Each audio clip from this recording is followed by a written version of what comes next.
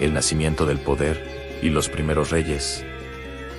Durante una parte extensa de la historia humana, no existieron reyes, ni estados, ni palacios, desde donde una persona pudiera decidir la vida de otros. Existieron líderes, sí, pero eran líderes que dependían del momento y del grupo, personas con experiencia, con carisma, con habilidad para negociar con destreza, para la caza o para resolver disputas internas, y su autoridad podía durar un día, una estación o una etapa particular del viaje. Lo que no existía era un poder que se quedara para siempre, un poder que se heredara como se hereda un objeto, un poder que se escribiera en piedra y se defendiera con soldados profesionales. La transformación empezó cuando algunos grupos humanos dejaron de moverse todo el tiempo. No ocurrió en un solo lugar, ni en un solo año, ni por una sola causa. Pero hubo regiones donde el cambio fue especialmente intenso, y una de ellas fue el espacio que hoy llamamos Mesopotamia, la tierra entre ríos, marcada por el Tigris y el Éufrates. Allí el clima, la fertilidad de las llanuras y la posibilidad de controlar el agua mediante canales crearon un escenario distinto. Con el paso de generaciones, la agricultura se volvió más estable, el almacenamiento de grano se volvió más común y la población se concentró, primero en aldeas y luego en asentamientos que empezaron a parecerse a algo nuevo. Cuando una comunidad vive junta todo el año, el tiempo cambia. El día ya no se organiza solo por la luz del sol, también se organiza por turnos de trabajo, por tareas repetidas, por repartos, por decisiones sobre el agua. El agua, en Mesopotamia, no era un detalle menor. No era solo un recurso, era la diferencia entre cosecha y hambre. Y donde el agua debe moverse por canales, donde un dique puede salvar una temporada o destruirla, aparece una necesidad silenciosa: coordinar, imponer orden y castigar a quien rompa el acuerdo.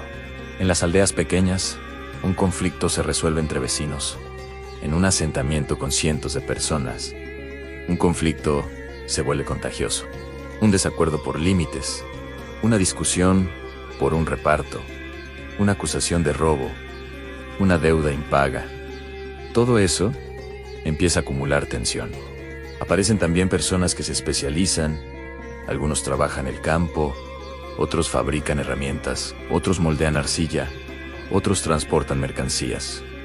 Esa especialización trae eficiencia, pero también crea dependencia, porque si un grupo deja de cumplir su función, el sistema se resiente. Y cuando el sistema se resiente, la comunidad busca a alguien que decida y haga cumplir. En el sur de Mesopotamia, hacia el cuarto milenio antes de nuestra era, Uruk creció de forma notable. No fue la primera ciudad en el sentido amplio, pero sí se convirtió en un centro urbano de una escala inédita. Calles, barrios, zonas de talleres, almacenes y en el centro, templos que no eran solo espacios de oración. El templo era una institución económica, almacenaba grano, repartía raciones o organizaba mano de obra, controlaba inventarios, decidía quién recibía qué, y si el templo controla el alimento, el templo controla la vida. De ese corazón institucional nació una figura nueva. Al principio no era un rey con corona, era un administrador con respaldo religioso, era un sacerdote con capacidad de mandar. Era alguien que hablaba en nombre del Dios de la ciudad, y en un mundo donde el favor divino explicaba la lluvia, el crecimiento del grano y el destino. Hablar en nombre del Dios era hablar con una autoridad que pocos se atrevían a desafiar. La legitimidad del poder empezó a apoyarse en esa idea sencilla y potente. El orden humano debía reflejar el orden del cielo. Con el tiempo, la ciudad no solo necesitó administrar, también necesitó defenderse. Mesopotamia fue una región de competencia constante. Las ciudades-estado estaban cerca unas de otras, y cada una necesitaba tierra fértil, acceso al agua y control de rutas. Cuando el conflicto estallaba, no bastaba con una pelea entre grupos pequeños. Se necesitaban hombres entrenados, se necesitaban armas, se necesitaba coordinación, y así, la autoridad administrativa y religiosa comenzó a mezclarse con la autoridad militar. En ese punto, la figura del gobernante se consolidó. Ya no era solo el encargado del templo, también era el jefe de guerra. Ya no era solo el mediador con lo divino, también era quien podía movilizar a la gente, reunir recursos y dirigir la violencia. Y la violencia, cuando se organiza, exige estructura, exige disciplina, exige comida, exige logística. Nada de eso aparece sin un sistema estable de extracción de recursos.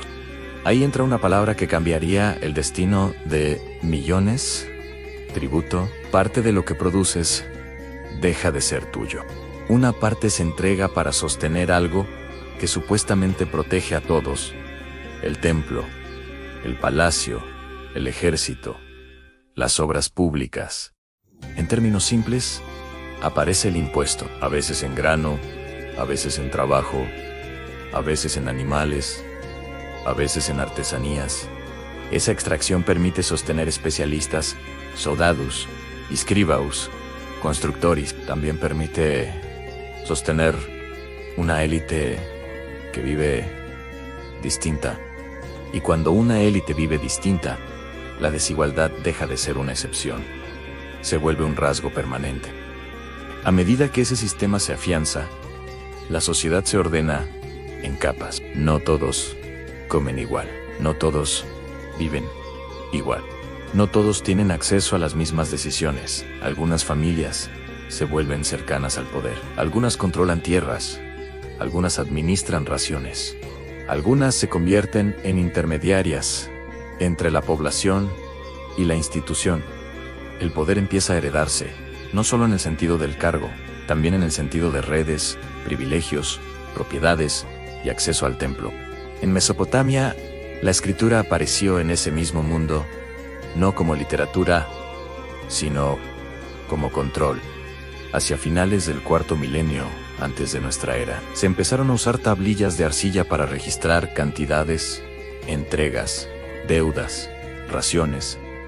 La escritura cuneiforme nace como contabilidad, y eso es revelador. Antes de poemas y mitos, hubo inventarios.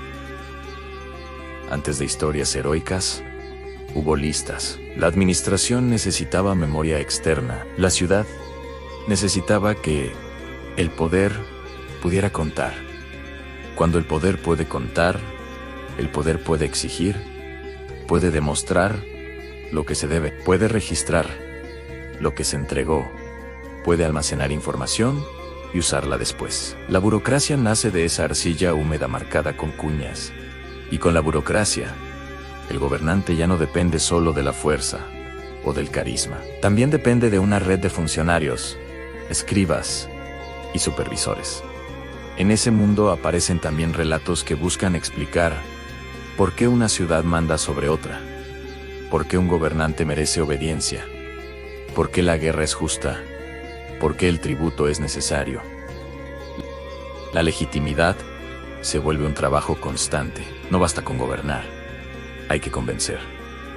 Y la religión es la herramienta perfecta, porque si el Dios eligió al gobernante, o si el Dios entregó la realeza a una ciudad, entonces, resistirse no es solo desobedecer a un humano, es desafiar el orden del cosmos. Con el paso de siglos, esa idea se consolidó en muchas ciudades. La lista real sumeria habla de la realeza como algo que desciende del cielo y se establece en una ciudad, y luego pasa a otra. Mezcla mito e historia, pero revela una mentalidad. El poder real es antiguo, inevitable, casi natural.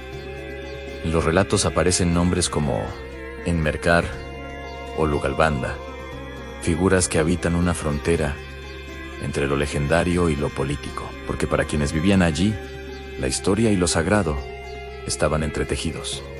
El gobernante era un líder, pero también era un símbolo.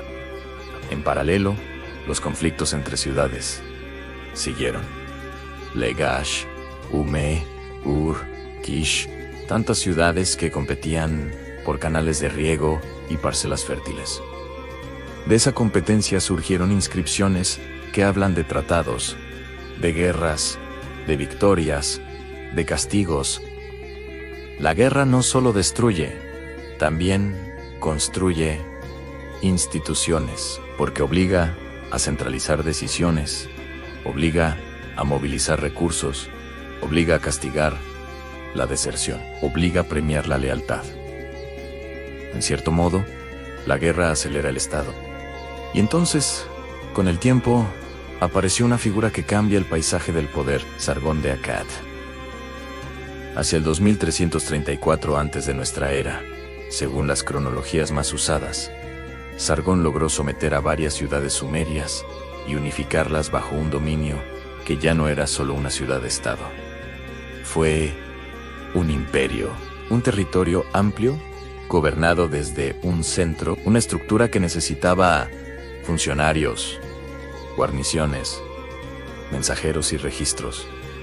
Un poder que no se contentaba con controlar un templo, quería controlar rutas y regiones enteras. El imperio acadio, más allá de su duración, dejó una lección. La centralización era posible. El poder podía extenderse y mantenerse, al menos por un tiempo, si la administración era sólida y si el ejército podía imponerse. Y para sostener esa idea, el gobernante necesitaba una imagen distinta. No bastaba con ser el administrador del dios local.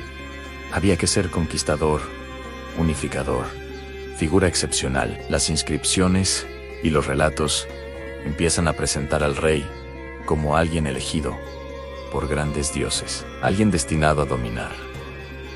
Ese modelo se repetiría una y otra vez. Tras la caída de Akkad, Mesopotamia se reconfigura, pero la idea del poder central no desaparece. Los reinos y las ciudades siguen produciendo escritura, siguen construyendo templos, siguen organizando ejércitos. El poder se refuerza con la memoria se refuerza con la escritura. Y así, el Estado se vuelve algo que puede sobrevivir, incluso cuando cae un gobernante específico. En ese largo proceso, la ley escrita se convirtió en una herramienta decisiva, porque la ley le da al poder un rostro de orden. No es solo fuerza, dice el Estado, es justicia. No es solo imposición, dice el rey, es protección. Y esa narrativa aparece con claridad en Babilonia, cuando Hammurabi manda grabar su código en piedra en el segundo milenio antes de nuestra era. Allí el rey se presenta como quien evita que el fuerte oprima al débil, aunque las penas y los derechos dependan de la clase social. Aún con esa desigualdad, la ley escrita fija reglas, y fijar reglas es fijar control. La gente común, en ese mundo, vivía bajo obligaciones concretas: entregar parte de la cosecha, trabajar en obras, servir en campañas, pagar deudas, cumplir normas sobre matrimonio y herencia. Las ciudades se vuelven máquinas sociales. Y dentro de esas máquinas, el gobernante, el templo, el palacio y los funcionarios sostienen el flujo de recursos. La vida cotidiana se organiza alrededor de esa estructura, y la estructura se refuerza a sí misma. En otras regiones del mundo, lejos de Mesopotamia, el proceso de concentración del poder siguió caminos distintos, pero llegó a resultados sorprendentemente similares. En el Valle del Nilo, por ejemplo, la geografía jugó un papel decisivo. El río se desbordaba de forma regular, dejando tras de sí una capa de limo fértil que permitía cosechas abundantes. A diferencia de Mesopotamia, donde las crecidas podían ser imprevisibles y destructivas. El Nilo ofrecía una regularidad que favoreció una organización política muy centralizada. Desde muy temprano, los asentamientos a lo largo del río comenzaron a unificarse. Hacia el 3100 antes de nuestra era, un gobernante conocido como Narmor logró consolidar el Alto y el Bajo Egipto bajo una sola autoridad. Este proceso dio origen a una de las formas de poder más duraderas de la antigüedad, la monarquía faraónica. En Egipto, el gobernante no era solo un intermediario con lo divino. Era considerado una manifestación viva del orden cósmico. Su función principal no era solo gobernar personas, sino mantener el equilibrio del universo. Esta concepción del poder tuvo consecuencias profundas. La autoridad del faraón era absoluta, pero también estaba cargada de responsabilidad. Si las cosechas fallaban, o si el país entraba en caos, no se trataba solo de un problema económico o político. Era una señal de que el orden estaba en peligro. De este modo, la obediencia al gobernante se vinculaba directamente con la supervivencia colectiva. El poder se volvió algo natural, casi inevitable. La centralización permitió la movilización de enormes cantidades de trabajo humano. Las grandes construcciones egipcias, como templos y pirámides, no fueron solo monumentos funerarios. Fueron demostraciones visibles de la capacidad del Estado para organizar, alimentar y controlar a miles de personas durante largos periodos. Cada bloque de piedra colocado era una prueba silenciosa de autoridad. Mientras tanto, en regiones aún más lejanas, otros pueblos desarrollaban formas propias de legitimación del poder. En China, durante el segundo milenio antes de nuestra era, comenzó a consolidarse la idea de que el gobernante reinaba gracias al mandato del cielo. Según esta creencia, el poder no era eterno ni garantizado. Si un gobernante se volvía injusto o incapaz, el cielo podía retirar su favor, legitimando así su reemplazo. Esta noción introdujo una dimensión moral al ejercicio del poder, aunque en la práctica seguía siendo profundamente jerárquico. En todos estos casos, el poder dejó de ser algo personal y se transformó en una institución. El rey, el faraón o el gobernante no eran solo individuos. Eran cargos, roles sostenidos por tradiciones, rituales, leyes y estructuras administrativas. Incluso cuando una persona moría, el poder continuaba. Esta continuidad es una de las características fundamentales del Estado. La vida cotidiana de las personas comunes se desarrollaba dentro de este marco. Los campesinos sembraban y cosechaban, sabiendo que una parte de su producción sería entregada. Los artesanos trabajaban para el templo o el palacio. Los escribas registraban cada transacción. Los soldados vigilaban fronteras y rutas. La obediencia se volvió una rutina, integrada en la vida diaria. No se cuestionaba constantemente, se asumían con el tiempo. Estas estructuras se volvieron tan habituales que resultaba difícil imaginar un mundo sin ellas. El poder se naturalizó. Las jerarquías se aceptaron como parte del orden de las cosas. La desigualdad dejó de percibirse como una anomalía y pasó a entenderse como consecuencia del destino, de la voluntad divina o del mérito asignado por la tradición. Sin embargo, este proceso no fue lineal ni pacífico. Hubo rebeliones, colapsos, periodos de fragmentación y crisis. Imperios enteros desaparecieron. Ciudades fueron abandonadas. Sistemas políticos se derrumbaron. Pero incluso en esos momentos de ruptura, la idea de un poder organizado persistió. Cuando una estructura caía, otra surgía en su lugar, a menudo imitando elementos del pasado. Esto revela algo fundamental sobre la historia humana. El poder organizado no es solo una imposición externa, es también una respuesta a la complejidad social. A medida que las comunidades crecieron, la necesidad de coordinación, de normas y de decisiones centralizadas se volvió más fuerte. El Estado, con todas sus limitaciones y contradicciones, ofreció una solución práctica a ese desafío. Comprender el origen del poder no implica celebrarlo, ni condenarlo. Implica observar cómo surgió, por qué se mantuvo, y qué necesidades intentó resolver. Desde las primeras ciudades de Mesopotamia hasta los grandes imperios del mundo antiguo, el poder fue moldeando la forma en que los seres humanos vivían, trabajaban y se relacionaban entre sí. A lo largo de milenios, estas estructuras se perfeccionaron, se desarrollaron sistemas legales más complejos.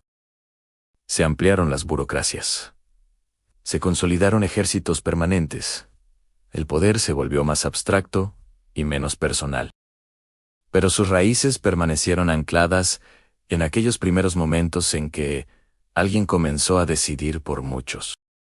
Mientras esta historia se despliega lentamente, es posible dejar de pensar en términos modernos y observar el pasado con distancia.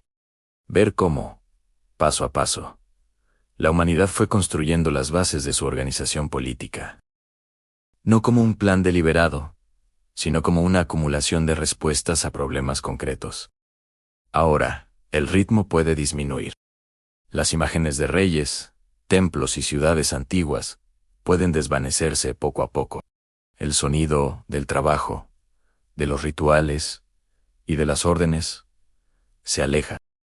La historia continúa, siempre continúa, pero por este momento, la mente puede descansar. El relato puede cerrarse suavemente, dejando solo una sensación de calma y de tiempo profundo. Gracias por acompañarnos en este viaje al pasado. Si te gustó este contenido, no olvides suscribirte y activar las notificaciones para no perderte nuestros próximos videos. Hasta pronto.